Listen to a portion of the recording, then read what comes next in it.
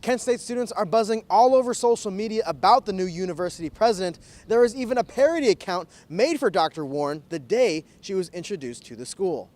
Hair donations to Locks of Love must be at least 10 inches long. The Pantene program only requires 8 inches. Either way, this probably won't make the cut. Construction zones are increasing traffic on neighborhood streets, so the neighbors are reminded to keep raked leaves off the street and left on the curb. This is the part of Tallinn, Estonia called Old Town. The old-style buildings are symbols of the old Estonian culture. We're sitting in the middle of the newsroom and one of our reporters gets the flash alert message on his phone. And we don't necessarily go right into reporter mode. When the garbage piles up outside the trash compactor, the neighbors get upset about the unwelcome guests the garbage attracts. But where the Esplanade ends is not where his work ends. You see, a college campus was not enough to contain all of his aspirations. Expanding the jail, whether short-term or long-term, is going to have a price tag, and where that money comes from is still in consideration. From the Spirit Rock outside of Kent Roosevelt High School, I'm Gabriel Kramer for TV2 News. Oh my God. 911, where's your emergency?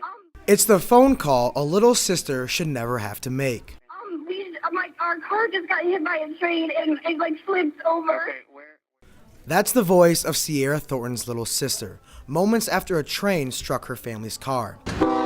And in fear for her family's safety, Sierra died at the scene. A number of Ravenna students came to the railroad crossing to pay their respects.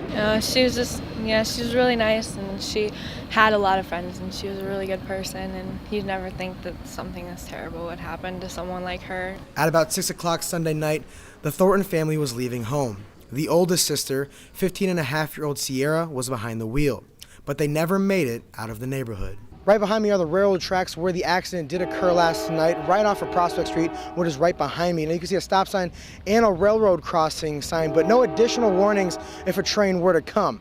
But last night, Sierra's dad did say that he did hear the train coming, and Sierra just panicked and stalled on the tracks as the train came by. Sierra had only driven about 3 times with her learner's permit. The accident is still under investigation by the Portage County Sheriff's Office, but Sheriff David Doak said the collision threw the car about 75 feet and the vehicle had to be cut open to release passengers. The dad was able to get one of the children out of the vehicle and was trying to get Sierra out of the vehicle, but there's no way that he could have got her out of there with the damage that was to the vehicle. Sierra's father was taken to Robinson Memorial Hospital with minor injuries, and her 4 sisters were taken to Akron Children's Hospital. For TV2 News, I'm Gabriel Kramer. School spirit like this fuels the athletics at Kent Roosevelt High School, but not every team feels like a part of the camaraderie.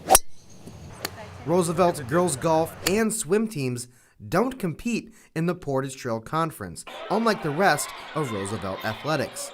The reason being, not enough teams in the PTC have girls golf and swim teams. But changes are on the way as the Kent City School Board approved Roosevelt's move to join the Suburban League in the 2015-2016 school year.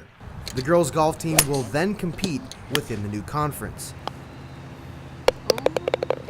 Golfers Karina Wise, Jocelyn Cole, and Corey Nielsen look forward to playing against the same schools as their fellow classmates. Everyone came to school and they're like, "Oh, how'd you do?" And we're like, "Well, we got second." They're like, "Who'd you lose to?" And we're like, "Magnificat." And they're like, "Who is that?" They had no idea, and they don't know our rivalry against them. Where we go, people never know where we go because we go so far away. The Kent Roosevelt Gymnasium is full of banners for league championships in every sport the school offers, except the girls golf team. But when they join the Suburban League, they'll be competing for a league championship and have a chance of putting up the first girls golf banner in the gymnasium.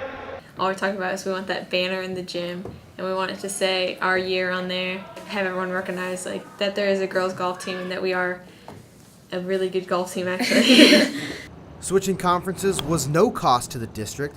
The only cost to the Roosevelt Athletic Department would be to fund about 44 additional miles of travel per sport. In the eyes of Roosevelt Athletic Director Mark Paff, the additional travel costs were outweighed by the benefits the students receive of joining the Suburban League. We been very successful in the PTC, but I also think we can be very successful in the Suburban League, and I think there's more opportunities for our kids in the Suburban League. You know, I don't think the PTC is looking forward to trying to find somebody to replace us, but I think that they realize that we have done what's best for our school and our kids. Although they've never had a chance to compete for a conference championship, the girls golf team has still had plenty of success in the state playoffs, including this year's district title and trip to the state tournament. From the Spirit Rock outside of Kent Roosevelt High School, I'm Gabriel Kramer for TV2 News.